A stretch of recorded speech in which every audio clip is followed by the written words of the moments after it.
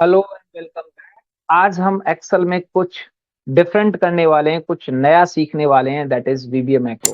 अंदाजा लग गया होगा आपको कि जो कोडिंग का पार्ट है, मतलब अभी तक जो हम कर रहे थे एक्सेल में, वो कुछ इनबिल्ड इंस्ट्रक्शन थी जिन पे काम कर रहे थे, यानी एक्सेल में खुद के फॉर्मूले थे, उन पे हम काम कर रहे थे, दैट्स इट। लेकिन अब हम खुद के फॉर्मूले भी बनाने वाले हैं, फंक्शंस। सेकेंडली, मैक्रो क्या है, वीबीए क्या है, दोनों में डिफरेंसेस क्या है, सब कुछ बिगनिंग से सीखते हैं। चलो स्टार्ट करते हैं।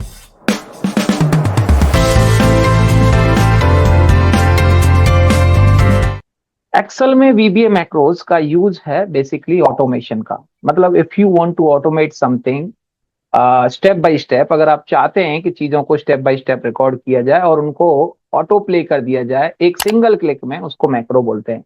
तो एग्जांपल के तौर पे, यानी कि अगर हम बात करें वीबीए और मैक्रोज, दोनों में डिफरेंसेस क्या हैं या दोनों के बेसिकली क्या दोनों के यूजेस सेम है, तो मैं आपको बता देता हूँ, दोनों एक ही बात होती है।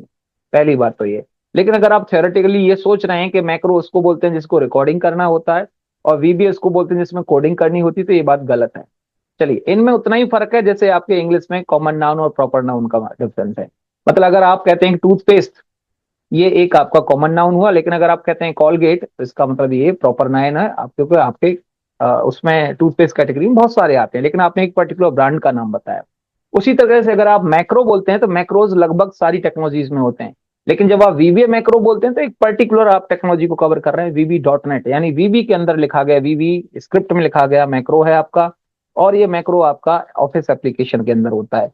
तो यानी मैक्रो एक प्लेन वर्ड है इंग्लिश का, जिसका मतलब है automation, to record something step by step. वो आपके जावा में भी मैक्रो होते हैं, एसक्यूएल में ट्रिगर के नाम से आप उसको ऑटोमेट कह सकते हैं। फोटोशॉप में भी एक्शन मैक्रोज हैं। विजुअल सी प्रोग्रामिंग में भी है, चिपसेट प्रोग्रामिंग, तो डिफरेंट डिफरेंट टेक्नोलॉजीज में मैक्रो अवेलेबल होते हैं।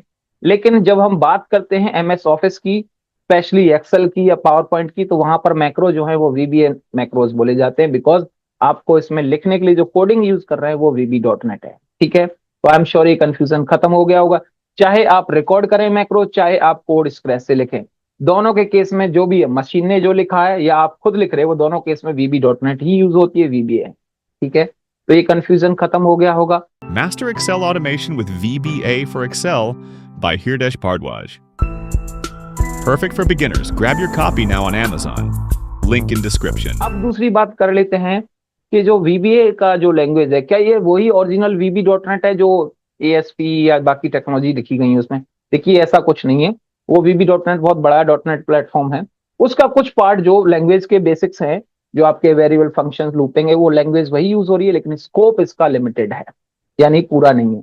अब क्वेश्चन ये भी होता है कि हम मैक्रो जो लिखें, उनका यूजेस कहाँ है, किस तरीके से हम इसको करने वाले हैं। तो कुछ लोगों के क्वेश्चन तो ये होते हैं कि मैक्रो लिखा कहाँ जाता है, यानी मैक्रो मिलेगा कहाँ। तो मैं आपको बता देता हूँ सिंपल सा। मैक्रो आप यहाँ टैब देखते हैं तो कहीं नजर नहीं आ रहा है, इसे कोई सॉफ्टवेयर नहीं चाहिए आपको। सबसे पहले फाइल टैब में जाना है। फाइल टैब में आप अगर देखते हैं तो यहाँ पर आपको ऑप्शंस मिलते हैं। एक्सेल टूल्स, एक्सेल ऑप्शंस नाम से आपको हर वर्जन में मिल जाएंगे, जहां एक्सेल की एक सेटिंग्स होती हैं। इसके अंदर आप जाते हैं कस्टमाइज रिबन पर। यहां जाके आप देखते हैं तो आपको इन रिबन्स में, यानी जितने भी टैब्स नजर आ रहे हैं, तो ये सारे टैब आप देखें, होम, इंसर्ट, ये सारे जो भी हैं, यहाँ पर एक टैब जो डिसेबल है, जो अभी इनएक्टिव है, उसको आपको एक्टिवेट करना है, वो है डेवलपर टैब।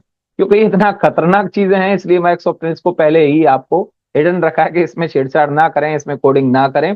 इसलिए उन्होंने जैसे इसको ओके करते हैं, इसको चेक करके डेवलपर को, आपको एक डेवलपर बन के आ जाती है जो आप देख रहे हो। अब आप यहाँ पर अपना मैक्रो लिख सकते हैं, मैक्रोज वीबीए वाला। तो पहली ये तो चीज आ गई। इसकी शॉर्टकट की है ऑल्ट प्लस F11। अगर आपको सीधा विजुअल बेसिक एडिटर पर जाना है, काम करना है, ऑल्ट प्लस F11 है, वहां से आप काम करेंगे। ठीक है, ओके। अब हम समझते हैं, क्योंकि थियोरेटिकल टर्म्स बहुत हैं पहले, क्योंकि ये सब्जेक्ट भी कहीं ना कहीं बैलेंस करता है थ्योरी और प्रैक्टिकल दोनों को। तो आपको समझना रहेगा पहले ही कि मैक्रोज में क्या क्या स्कोप हो सकते हैं, क्या यूजेस हो सकते हैं।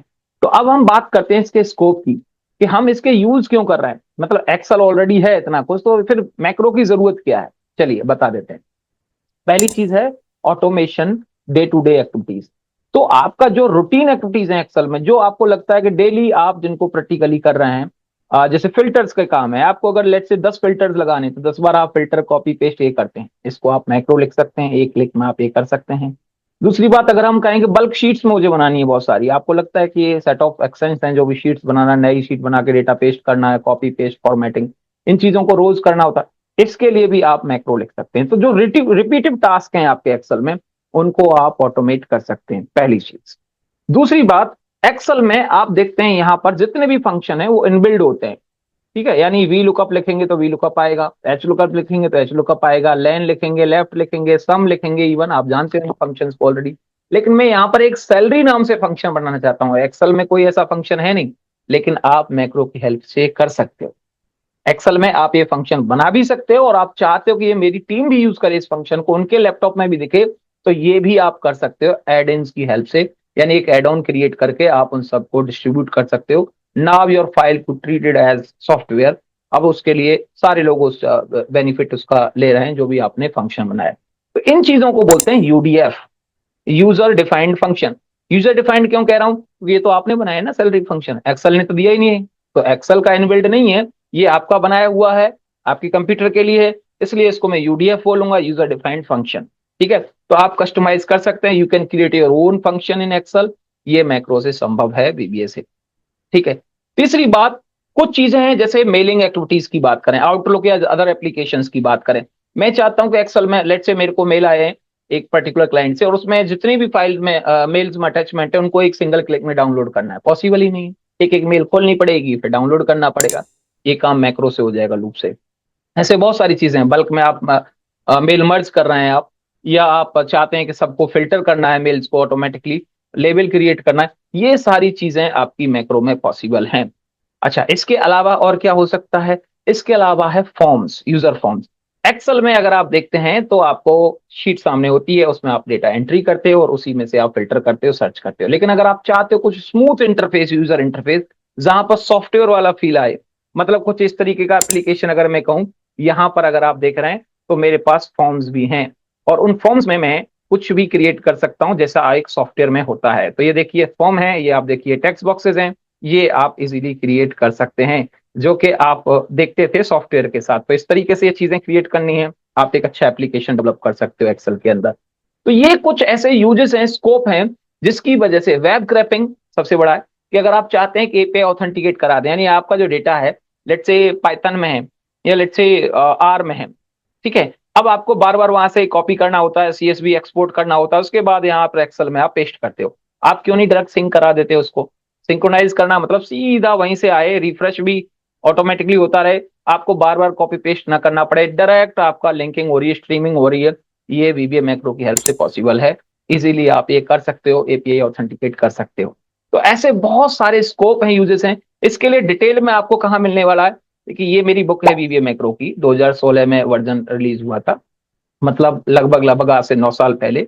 और ये बेसिक्स थे, बिगिनर्स के लिए, बिगिनर्स से लेकर एडवांस तक के लिए सारे प्लेटफॉर्म पर अवेलेबल है, अमेजोन, फ्लिपकार्ट, जहां से भी चाहें। तो अगर आप डिटेल्ड में चाहते हैं तो आप ये बाय कर सकते हैं, ठीक है ना। बाकी तो ऑफलाइन तो इंस्टीट्यूशन है ही, वहां पर आप जैसे चाहें ऑनलाइन ऑफलाइन क्लासेस कर सकते हैं। ठीक है, चलो आगे बढ़ते हैं।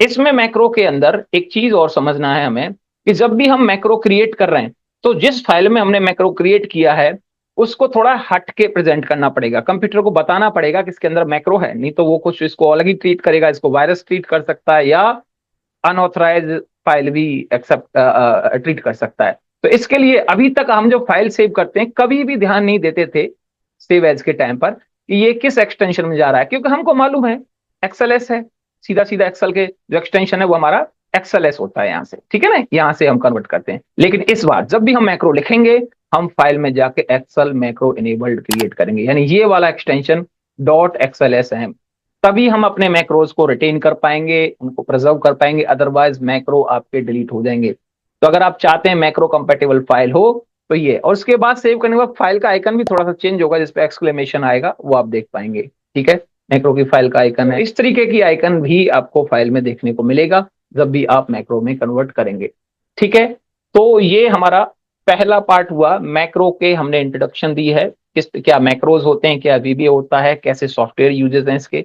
अगले चैप्टर में हम पढ़ने वाले हैं मैक्रो के कुछ और फीचर्स, उसके बाद सीधा आते हैं कोडिंग पर और समझते हैं मैक्रो कैसे लिखाता है। तब तक के लिए कीप लर्निंग, और जो लोग नए हैं वो सब्सक्राइब कर लो भैया, और भी चैनल में ऐसे वीडियो आने वाले हैं, तो कर दोगे आप लोग? ठीक है, मिलते हैं अगले वीडियो में। Thank you.